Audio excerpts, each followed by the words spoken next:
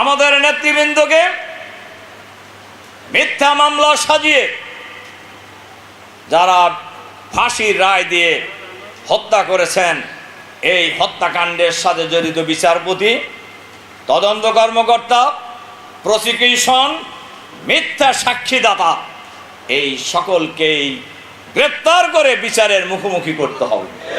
কারণ এরা খুনি, এরা হত্যাকারী।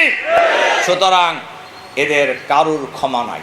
হাজার হাজার মানুষ জীবন দিয়েছেন, লক্ষ লক্ষ মানুষ রক্ত দিয়েছেন এই দেশের সেই আন্দোলনে।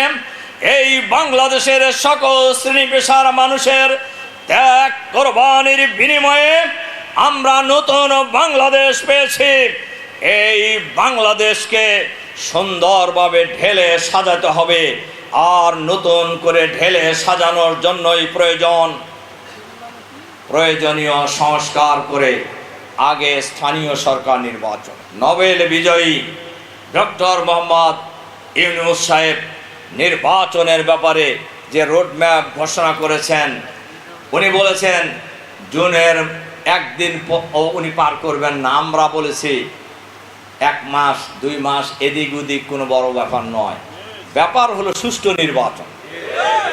আওয়ামী স্টাইলের নির্বাচনে যদি বাংলাদেশে হয়, তাহলে বাংলাদেশের মানুষ কেন রক্ত দিলেন, কেন জীবন দিলেন, কেন লক্ষ লক্ষ বিরোধী দলের নেতাকর্মী বছরের পর বছর কারাবরণ করলেন, কেন বাংলাদেশের মানুষ আয়না ঘরে নির্যাতিত হলো?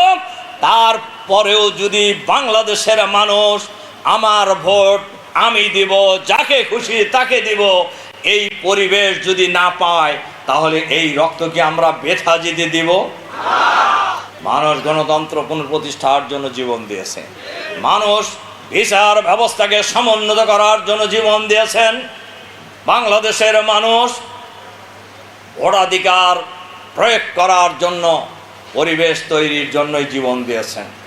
এজন্য আমরা বলেছি প্রয়োজনীয় সংস্কার করে রোজার আগে অথবা পরে। আমরা জুনে বলিনি এই কারণে যে জুন মাস সাধারণত বন্যা এবং বর্ষা দুইটাই একসাথে হয়।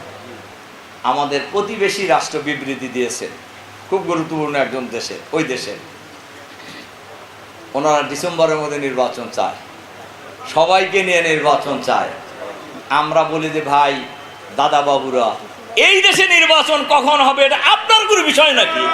কেন আপনি কথা বলেন?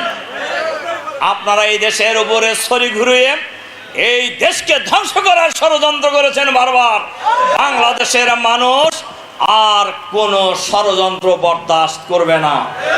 বাংলাদেশের মানুষ কোন তাবেদারি বরদাস্ত করবে না। বাংলাদেশের মানুষ কোন দেশের প্রভুত্বকে কোনো অবস্থাতেই মেনে নেবে না।